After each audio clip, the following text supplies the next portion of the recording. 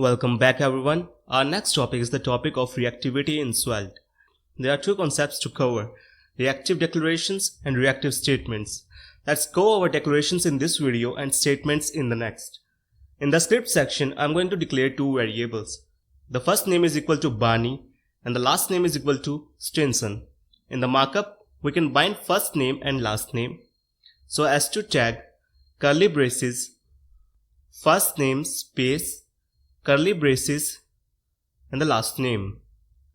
Now take a look at the browser and we see Barney Stinson now. It's also possible to achieve these exact same results using reactive declarations. There is a special syntax to this which is $sign followed by a colon. So instead of let or const, we use this followed by the variable name. Let's call it full name. This is going to be equal to first name followed by last name. Now in the markup, we can bind full name using curly braces. If we take a look at the browser, you can see the same output. So what we have done is composed a new variable from existing variable values. Full name is a property composed from first name and last name. In the browser though, both represent the same UI. Which brings us to the question, why would we use reactive declarations with this syntax when we can just bind variables? Well, there are few things to go over. For starters, full name is more descriptive of the data it represents rather than a combination of first name and last name in the markup. Also, if a value like full name needs to be rendered in multiple places, reactive declarations make much more sense. A JavaScript expression that is repeated in multiple places only makes it harder to maintain the code. Let's look at another example to justify this point. I'm going to copy paste a new variable. The property is called items and is an array of objects.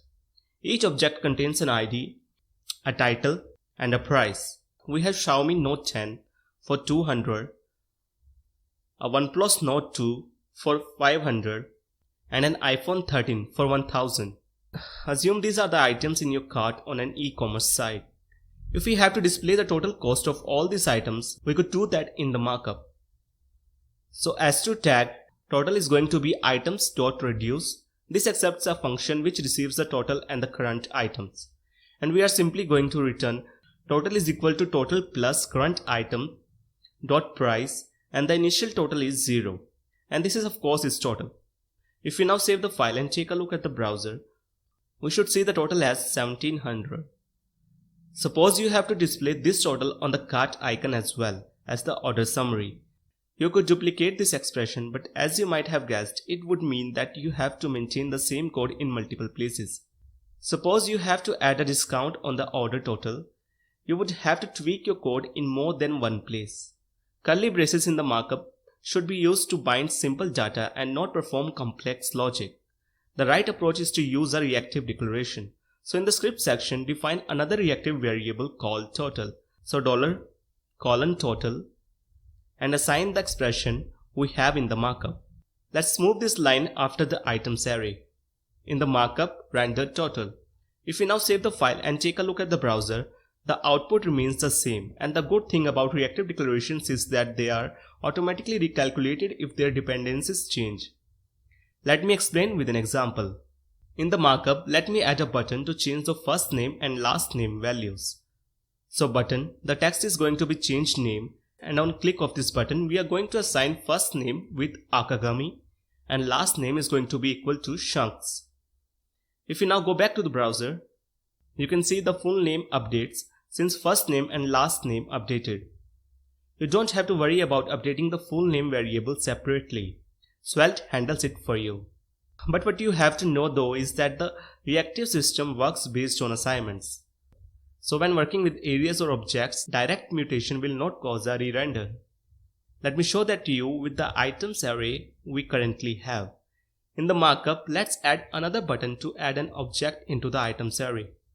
So button, the text is going to be add item and on click of this button, we are going to have items.push and we are going to push an item with ID 4. Title keyboard and the price is going to be 50. I think $50 is enough. If we now go back to the browser, we have the total as 1700 and the button to add an item. If we click on the button though, the value does not update. This is because there is no assignment. To fix this, we need to assign a new value to the items array. So I'm going to wrap this with parentheses, and we are going to have items is equal to spread the current items and then add the new item.